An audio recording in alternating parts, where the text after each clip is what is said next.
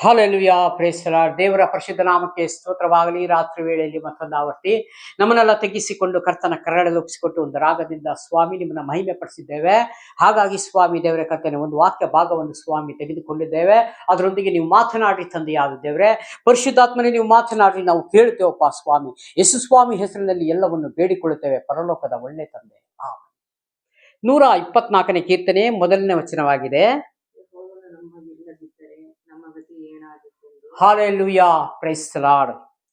ಇಲ್ಲಿ ವಾಕ್ಯ ಹೇಳ್ತದೆ, ಯೆಹೋವನು ನಮಗಿಲ್ಲದಿದ್ದರೆ ನಮ್ಮ ಗತಿ ಏನಾಗುತ್ತೆಂದು ಇಸ್ರಾಯೇಲರು ಹೇಳಲಿ. ಹಾಲೆಲೂಯಾ. ಪ್ರತಿ ಒಬ್ಬರಿಗೂ ದೇವರು ಹೇಳುವಂತ ಒಂದು ಮಾತಾಗಿದೆ. ನಾವು ದೇವರಲ್ಲಿ ಇಲ್ಲದಿದ್ದರೆ ನಮ್ಮ ಗತಿ ಏನಾದೀತು?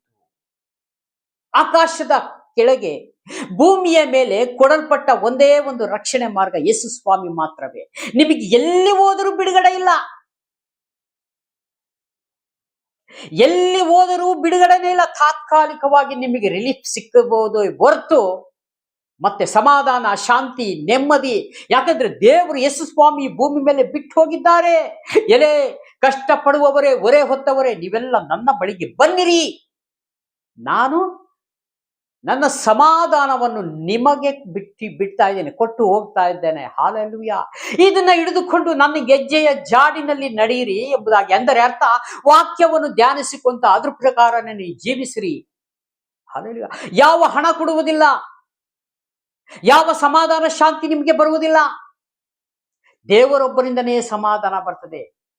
ಎಷ್ಟೇ ಹಣ ಇದ್ದಂಥವ್ರು, ಇವಾಗ ನಿಮಗೆ ಹಣ ಇಲ್ಲ, ಹಣ ಇದ್ದಂಥವ್ರು ಏನ್ ಹೇಳ್ತಾರೆ, ಸ್ವಾಮಿ ನನಗೆ ನೆಮ್ಮದಿ ಇಲ್ಲ. ರಸ್ತೆ ಬದಿಯಲ್ಲಿ ಮಲಗುವಂಥವ್ರು, ಗುಡಾರ ಹಾಕಿಕೊಂಡವರು ನೆಮ್ಮದಿಯಾಗಿ 2 ರೊಟ್ಟಿ ಮಾಡಿ ಒಳ್ಳೆ ನಿದ್ರೆ ಮಾಡುವಂಥವ್ರು ಆಗಿದ್ದಾರೆ ಪ್ರಿಯರೇ. ಯಾಕೆಂದ್ರೆ ಅವರಿಗೆ ಯಾವ ಆಸ್ತಿ ಇಲ್ಲ, ಏನಿಲ್ಲ. ಅವತ್ತಿನ ಕಾಟ ಅವತ್ತಿಗೆ ಸಾಕು. 2 ರೊಟ್ಟಿ ಮಾಡಿಕೊಂಡು ಊಟ ಮಾಡಿ ಮಲಗಿದರೆ, ಇವತ್ತು ಮಲಗಿದ್ರೆ ಬೆಳಗ್ಗೆ ಎದ್ದೇಳ್ತೇವೆ, ನಾಳೆದು ನನ್ನ ತಂದೆಯಾದ ದೇವರಿದ್ದಾರೆ ನನ್ನ ಸಾಕುವರು. ಆದ್ರೆ ಆಸ್ತಿ ಅಂತಸ್ತಿರೋನು ರಾತ್ರಿ ಎಲ್ಲ ನಿದ್ರೆ ಮಾಡುವುದಿಲ್ಲ. ಯಾರು ಬರ್ತಾರೋ, ಏನು ಮಾಡ್ತಾರೋ, ನನ್ನ ಹಣ ತೆಗೆದುಕೊಂಡು ಹೋಗ್ತಾರೋ, ನನಗೆ ಹೊಡೆದಾಕ್ತಾರೋ, ಈ ರೀತಿಯಾಗಿ. ಹಾಗಾಗಿ ಯಾವ ಹಣ ಆಸ್ತಿ ನಮ್ಮನ್ನ ಉಳಿಸುವುದಿಲ್ಲ ಪ್ರಿಯನೇ. ಎಷ್ಟೋ ಜನ ಎಷ್ಟೋ ಸಾವಿರ ಕೋಟಿ ಇದ್ದರು, ಅವನು ಎಲ್ಲವನ್ನು ಈ ಭೂಮಿ ಮೇಲೆ ಬಿಟ್ಟು ಹೋಗ್ತಾನೆ. ಅವನಿಗೆ ಇರೋದು ಒಂದು ಆಶೀರ್ವಾದ, ಒಂದು ಶಾಪ. 2 ನಿಮ್ಮ ಮುಂದೆ ಇಟ್ಟಿದ್ದೇನೆ, ನೀನು ಯಾವುದನ್ನ ಆಯ್ಕೆ ಮಾಡ್ಕೊಂತೀಯ? ಹಾಲೆಲೂಯಾ. ಇದು ದೇವ್ರು ಕೇಳ್ತಾರೆ. ನಾನು ಇರುವಷ್ಟು ಕಾಲ ನೀನು ಇಲ್ಲಿ ಏನು ಊಟ ಮಾಡ್ತೀಯ ಅಷ್ಟೇ. ಕೋಟಿ ಹಣ ಇದ್ರು ಕೋಟಿ ಹಣ ತಿನ್ಲಿಕ್ಕೆ ಬರೋದಿಲ್ಲ. ಹಾಲೆಲೂಯಾ. ಎಷ್ಟೋ ಜನ ಇದ್ದರೂ ಸತ ತಿನ್ನಕ್ಕೆ ಅವರಿಗೆ ಬಾಯಿಲ್ಲ. ಹಾಗಾಗಿ ನಾವು ಯಾವ ಹಣದ ಹಿಂದೆ, ಯಾವ ಇದರಿಂದ ನಾವು ಹೋಗೋದು ಬೇಡ. ಈ ಲೋಕದ ಹಿಂದೆ ನಮಗೆ ದೇವರ ಅಗತ್ಯಕ್ಕೆ ತಕ್ಕಂತ ಪೂರೈಸುವಾತನ ಯೆಹೋವನೇ. ಇಲ್ಲಿ ವಾಕ್ಯ ಹೇಳ್ತಿದೆ, ಯೆಹೋವನು ನಮಗಿಲ್ಲದಿದ್ದರೆ ನಮ್ಮ ಗತಿ ಏನಾದೀತು? ಹಾಲೆಲೂಯಾ. ಹಾಗಾಗಿ ದೇವರು ನಮ್ಮ ಸಂಗಡ ಇಲ್ಲದೆ ಹೋದ್ರೆ ನಮ್ಮ ಗತಿ ಏನಾದೀತೋ ಅದನ್ನ ನಾವು ಚೆನ್ನಾಗಿ ತಿಳ್ಕೊಂಡಿರಬೇಕು. ಯಾವಾಗ್ಲೂ ಬರೀ ನಮ್ಮ ದೇವರನ್ನ ಪ್ರತಿ ಒಬ್ಬರು ಕಾಣೋದು ಹಿಂಗೆ ದೇವರನ್ನ ಚಿಕ್ಕದಾಗಿ ನೋಡಿ ನಮ್ಮ ಕಷ್ಟಗಳು, ನಮ್ಮ ಸಮಸ್ಯೆಗಳನ್ನ ದೊಡ್ಡ ಮಾಡ್ತಾ ಇದ್ದಾರೆ. ಅದಕ್ಕೆ ದೇವರಿಂದ ಆಶೀರ್ವಾದ ಸಿಕ್ಕುವುದಿಲ್ಲ ಪ್ರಿಯನೇ. ಎಷ್ಟೋ ಸಲ ಪ್ರಸಂಗದ ಮುಖಾಂತರ ನಾನು ಎಷ್ಟೋ ಜನಕ್ಕೆ ಹೇಳಿರೋದು ಇಷ್ಟೇ, ನೀವು ಸಮಸ್ಯೆಗಳು, ಕಷ್ಟಗಳು, ರೋಗಗಳೆಲ್ಲ ನೀವು ಚಿಕ್ಕದಾಗಿ ಕಂಡು ದೇವರನ್ನ ದೊಡ್ಡದಾಗಿ ಕಾಣ್ರಿ ಪ್ರಿಯರೇ. ಅವಾಗ ನಿಮ್ಮನ್ನ ಬಿಟ್ಟು ಓಡೋಗ್ತಾವವು. ಅದ್ರದ್ದು ಆ ರುಚಿಯನ್ನು ನೀವು ಸವಿದು ನೋಡ್ಬೇಕು. ಹಾಲೆಲೂಯಾ. ಹಾಗಾಗಿ ಮತ್ತೆ 126 5ನೇ ವಚನ ತೆಗೆದುಕೊಳ್ರಿ. ಅಳುತ್ತಾ ಬಿತ್ತುವವರು ಆಡುತ್ತಾ ಕೊಯ್ಯುವರು. ಸಾಕು. ಅಳುತ್ತಾ ಬಿತ್ತುವರು, ಆಡುತ್ತಾ ಕುಯ್ಯುವರು. ಈ ಒಂದು ತೋಟ, ಜಮೀನು, ಪ್ರತಿ ಒಂದು ಹೋಗಿ ಅವ್ರು ಬೇಸಿಗೆಗಾಲದಲ್ಲಿ ಸಾಲ ಮಾಡಿ ಅದು ಮಾಡಿ ಏನೋ ಕಷ್ಟಪಟ್ಟು ಬಿತ್ತು ಬರ್ತಾರೆ ಪ್ರಿಯರೇ. ಆಡುತ್ತಾ ಕುಯ್ಯುತ್ತಾರೆ. ಯಾಕೆ? ಯೇಸುವಿನ ಹೆಸರಿನ ಮೇಲೆ ಬಿತ್ತುವವನು ಯಾವತ್ತು ಆಶಾಭಂಗ ಆಗುವುದೇ ಇಲ್ಲ. ತಡವಾದ್ರೂ ತಾಮಸದು, ಅಂದ್ರೆ ಲೇಟ್ ಆದ್ರೂ ಇರುವುದೇ ಇಲ್ಲ. ಅದು ನಿಮ್ಗೆ ಪ್ರತಿಫಲ ಸಿಕ್ಕೇ ಸಿಗ್ತದೆ. ಇದು ಸೇನಾಧೀಶ್ವರನಾದ ಯೆಹೋವನ ನುಡಿಯಾಗಿದೆ. ಇದು ಯಾವಾಗ ನಾವು ನಂಬುತ್ತೇವೆ, ಎಲ್ಲ ಭೂಮಿ ಮೇಲಿರೋ ಜನಗಳು ಆಕಾಶವನ್ನ ನೋಡಿ ಬಿತ್ತುತ್ತಾರೆ. ದೇವರ ಮಕ್ಕಳು ದೇವರನ್ನ ನೋಡಿ ಪರಲೋಕವನ್ನ ನೋಡಿ ಇಲ್ಲಿ ಬಿತ್ತುವುದಾದರೆ ಅವರಿರುವಂತ ಜಾಗದಲ್ಲಿ ಮಳೆ ಬರ್ತದೆ. ಹಾಲೆಲೂಯಾ. ಇದೇ 125ನೇ ಕೀರ್ತನೆ ಹೇಳ್ತದೆ ಏನಂದ್ರೆ, ಹಗಲಲ್ಲಿ ಸೂರ್ಯನು ಇರಳಲ್ಲಿ ಚಂದ್ರನು ನಿನ್ನನ್ನು ಬಾಧಿಸದಿರಲಿ. ಹಾಲೆಲೂಯಾ. ಇದು ಯಾವಾಗ ಎಷ್ಟೋ ಜನ ಇವತ್ತು ದೇವರ ಹೆಸರಿನಲ್ಲಿ ಸಮೃದ್ಧಿ ಜೀವನವನ್ನ ನಡೆಸ್ತಾ ಇದ್ದಾರೆ. ಅವರಿಗೆ ಯಾವ ಮೇಲಿಗೂ ಕೊರತೆ ಇಲ್ಲ. ಆಹಾರವನ್ನ ಕೊಟ್ಟು, ಅನ್ನಪಾನಗಳನ್ನ ಕೊಟ್ಟು, ಅವರು ತನ್ನ ಒಂದು ಒಂದು ಒಂದು ಭದ್ರಕೋಟೆಯಲ್ಲಿ ಇಟ್ಟು ದೇವರು ಇವತ್ತು ಸಾಕುತ್ತಾ ಇದ್ದಾರೆ. ಅದು ನಾವು ಚೆನ್ನಾಗಿ ಅರ್ಥ ಮಾಡ್ಕೋಬೇಕು. ನಾವು ಪರಲೋಕವನ್ನ ದೂರದಿಂದ ನೋಡಿ ಆಸೆ ಪಡ್ತಾ ಇದ್ದೇವೆ ಹೊರತು ಅದ್ರ ಹತ್ರ ಹೋಗಕ್ಕೆ ಇಷ್ಟಪಡ್ತಾ ಇಲ್ಲ. ಆದ್ರೂ ಒಳಗಡೆ ಹೋಗಬೇಕು. ಆ ಹೋಗಕ್ಕೆ ಸ್ವಾಮಿ ನಮ್ಮನ್ನ ಕರೆದಿರದೆ ಹೊರತು ಇಲ್ಲಿದ್ದು ನೀವೇನೋ ಮಾಡಿಕೊಂಡು ಅಲ್ಲ. ಆದಮನ ನಿಮಿತ್ತ ಭೂಮಿಗೆ ಶಾಪ ಬಂತು. ಇಲ್ಲದ ಹೋಗಿದ್ರೆ ಯಾರು ಹೆಚ್ಚು ಕಮ್ಮಿ ಕೆಲಸ ಮಾಡೋ ಸ್ಥಿತಿ ಇರ್ತಿರ್ಲಿಲ್ಲ ಅಂತ ನೆನೆಸ್ತೆ.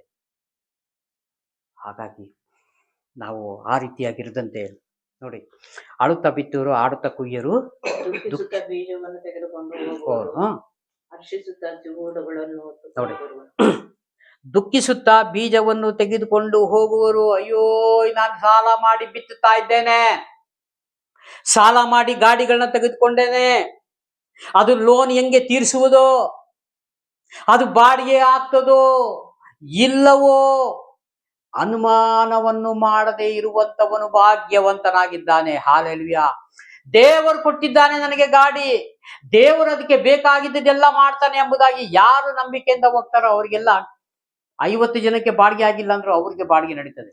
ಅದು ಚೆನ್ನಾಗಿ ನಾವು ತಿಳ್ಕೊಂಡಿರು ಇಲ್ಲ. ಅದಕ್ಕೆ ಮತ್ತೆ ಇಲ್ಲಿ ಹೇಳ್ತದೆ, ಇಲ್ಲಿ ದುಃಖಿಸುತ್ತಾ ಬೀಜವನ್ನು ತೆಗೆದುಕೊಂಡು ಹೋಗುವರು, ಹರ್ಷಿಸುತ್ತಾ ಸಿವುಡುಗಳನ್ನು ಹೊತ್ತುಕೊಂಡು ಬರುವರು. ಹಾಲೆಲೂಯಾ. ಗದ್ದೆ ಜಮೀನಲ್ಲಿ ತೋಟದಲ್ಲಿ ಹೋಗಿ ಅಳುತ್ತಾ ದುಃಖದಿಂದ ಸಾಲ ಮಾಡಿ ಏನೋ ಮಾಡಿ ತೆಗೆದುಕೊಂಡು ಬಿತ್ತಾರೆ. ಒಳ್ಳೆ ಅದನ್ನ ಕೊಯ್ಯಂತ ಟೈಮಲ್ಲಿ 100ರಷ್ಟು ಪ್ರತಿಫಲ ದೇವರು ಕೊಡುವಂತವ್ರ. ಯಾವ ಆಶೀರ್ವಾದ! ಪಕ್ಕದಲ್ಲಿ ಜಮೀನನ್ನು ಹೇಳ್ತಾನೆ, ಅಯ್ಯೋ ನಾನು ಈ ಸೇಮ್ ಬಿತ್ತನೆ ಮಾಡಿದ್ದೇನೆ, ಸೇಮ್ ಗೊಬ್ಬರ ಹಾಕಿದ್ದೇನೆ, ಸೇಮ್ ನೀರು ಕೊಟ್ಟಿದ್ದೇನೆ, ನನಗೆ ಅರ್ಧನೂ ಬರ್ಲಿಲ್ಲ, ಈ ಮನುಷ್ಯನಿಗೆ ಹೇಗೆ ಸಿಕ್ತಿದ್ದು ಇಷ್ಟೊಂದು ಫಲ? ಹಾಲೆಲೂಯಾ. ದೇವರ ಆಶೀರ್ವಾದ ಅದು. ಅದಕ್ಕೆ ಇನ್ನೊಂದು ಹೆಸರು ಹೇಳ್ತದೆ, ರೆಹಬೋತ್ ಎಂಬುದಾಗಿ. ಅಂದ್ರೆ ಅಭಿವೃದ್ಧಿಯನ್ನು ದೇವರು ಕಾಣಿಸುತ್ತಾರೆ. ಈ ಅಭಿವೃದ್ಧಿ ಬೇಕಾದ್ರೆ ನಾವು ಎಲ್ಲಿ ಬರಬೇಕು? ಯೇಸು ಸ್ವಾಮಿ ಬಳಿಗೆ ಬರಬೇಕು. ವಾಕ್ಯವನ್ನು ಧ್ಯಾನ ಮಾಡಬೇಕು, ವಾಕ್ಯದ ಪ್ರಕಾರ ಜೀವಿಸಬೇಕು, ಪ್ರತಿ ದಿವಸ ಪ್ರಾರ್ಥನೆ ಮಾಡಬೇಕು. ಯಾವುದೇ ಕಾರಣಕ್ಕೂ ನಾವು ಬೇಡದಿದ್ದನ್ನು ನುಡಿಯಬಾರದು. ಅದು ಎಲ್ಲಿ ಹೋಗಲ್ಲ. ಅದು ರಿಟರ್ನ್ ಬಾಲ್ ಒಂದು ಗೋಡೆಗೆ ಹೊಡೆದ್ರೆ ಪ್ರಿಯನೇ ಸೀದಾ ನಮಗೆ ಬರ್ತದೆ. ಆ ರೀತಿಯ ಹಾಗಾಗಿ ಇದ್ಯಾವುದು ಇರದಂತೆ ನಮ್ಮ ಮನಸ್ಸುಗಳನ್ನ, ನಮ್ಮ ಜ್ಞಾನಗಳನ್ನ, ನಮ್ಮ ಬುದ್ಧಿಗಳನ್ನ ನಾವು ಬದಲ ಮಾಡಿಕೊಳ್ಬೇಕು. ಹಾಗಾಗಿ ಕೊಟ್ಟಂತ ಸಂದೇಶಕ್ಕಾಗಿ ಸ್ತೋತ್ರ ಮಾಡಿಕೊಂಡು ಚಿಕ್ಕ ಪ್ರಾರ್ಥನೆ. ಪ್ರೀತಿ ಸ್ವರೂಪನಾದ ದೇವರೇ, ರಾಜಾದಿರಾಜನೇ, ಕರುಣೆ ಉಳ್ಳ ಕರ್ತಾವೆ, ನಿಮಗೆ ಸ್ತೋತ್ರ ಮಾಡುತ್ತೇನೆ ರಾಜಾವೇ. ಆಕಾಶದ ಕೆಳಗೆ ಭೂಮಿಯ ಮೇಲೆ ಸ್ವಾಮಿ ರಕ್ಷಣೆ ಮಾರ್ಗ ನೀವೊಬ್ಬರೇ ಸ್ವಾಮಿ. ದೇವರೇ ಸ್ತೋತ್ರ. ಹಾಲೆಲೂಯಾ. ಹಾಗಾಗಿ ಸ್ವಾಮಿ, ನಿಮ್ಮ ಹೆಸರನ್ನ ಹಿಡಿದುಕೊಂಡು ಸ್ವಾಮಿ ನಿಮ್ಮ ಹೆಜ್ಜೆಯ ಜಾಡಿನಲ್ಲಿ ನಡೆಯುವಂತರು ಭಾಗ್ಯವಂತರಾಗಿದ್ದಾರೆ ದೇವರೇ. ಕಷ್ಟವು, ದುಃಖವು, ರೋಗವು ಸ್ವಾಮಿ ಏನೇ ಬಂದರೂ ಸ್ವಾಮಿ ಇದ್ರ ಮಧ್ಯದಲ್ಲಿ ಸ್ವಾಮಿ ದೇವರೇ ಕರ್ತನೆ, ನಿಮ್ಮ ದರ್ಶನ ಭಾಗ್ಯವನ್ನು ಕೋರುವಂತನು ಭಾಗ್ಯವಂತನು ದೇವರೇ. ಇದು ಯಾವಾಗ ದೇವರೇ ನಿಮ್ಮ ದೇವರ ರಾಜ್ಯಕ್ಕಾಗಿ ನೀತಿಗಾಗಿ ತವಕ ಪಡುವಂತವ್ರು ಪ್ರತಿಯೊಬ್ಬರು ಇರುವಂತವ್ರು ಆದ್ರೆ ದೇವರೇ, ಅವರಿಗೆ ಈಗ ಹೇಳಿದ ಪ್ರಾರ್ಥನೆ ಮಾಡಿದ ರೀತಿ ರೋಗ, ದುಃಖ, ಸಮಸ್ಯೆಗಳು ಎಲ್ಲವನ್ನು ಬಿಟ್ಟು ಹೋಗುತ್ತದೆ ಎಂಬುದಾಗಿ ಸ್ವಾಮಿ ದೇವರೇ ನೀವು ವಾಕ್ಯ ವಚನದಲ್ಲಿ ತೋರಿಸಿಕೊಟ್ಟ ರೀತಿ. ಯಾಕೆಂದ್ರೆ ಯೋಬನ ಪುಸ್ತಕವನ್ನು ನಾವು ನೋಡುವಾಗ ಗೊತ್ತಾಗ್ತದೆ ದೇವರೇ ಸ್ತೋತ್ರ, ಹೇಗೆ ಇದ್ದವನು ಹೇಗೆ ಆದು ಲಾಸ್ಟಿಗೆ ಆತನಿಗೆ ಎಂತ ಆಶೀರ್ವಾದವನ್ನು ಕೊಟ್ಟಂತ ಮಹಾದೇವರೇ ನೀನು ಸ್ತೋತ್ರ ಮಾಡುತ್ತೇನೆ. ಹಾಗಾಗಿ ಸ್ವಾಮಿ ಇಲ್ಲಿ ವಾಕ್ಯ ಕೊಟ್ಟಿದ್ದಕ್ಕಾಗಿ ಸ್ತೋತ್ರ. ಇದರೊಂದಿಗೆ ಸ್ವಾಮಿ ದೇವ್ರಿ ಮಾತನಾಡಿದಕ್ಕಾಗಿ ನಿಮಗೆ ಸ್ತೋತ್ರ ಮಾಡುತ್ತೇನೆ. ವಿಡಿಯೋ ಮುಖಾಂತರ ನೋಡುತ್ತಾ ಪ್ರತಿಯೊಂದು ಸಹೋದರ ಸಹೋದರಿ ನೆನೆಸಿ ನಿಮ್ಮ ಕರುಗಳಲ್ಲಿ ಒಪ್ಪಿಸಿಕೊಡ್ತಾ ಇದ್ದೇನೆ ಸ್ವಾಮಿ. ಪ್ರಾರ್ಥನೆ ಕೇಳಿದಕ್ಕಾಗಿ ಸ್ತೋತ್ರ ಮಾಡಿಕೊಳ್ತೇನೆ. ಯೇಸು ಸ್ವಾಮಿ ಹೆಸರಿನಲ್ಲಿ ಬೇಡುತ್ತೇನೆ, ಜೀವವುಳ್ಳ ಪರಲೋಕದ ತಂದೆ, amen. Praise the Lord. God bless you. ದೇವರೆಲ್ಲರನ್ನು ಆಶೀರ್ವದಿಸಲಿ. ಆಮೆನ್.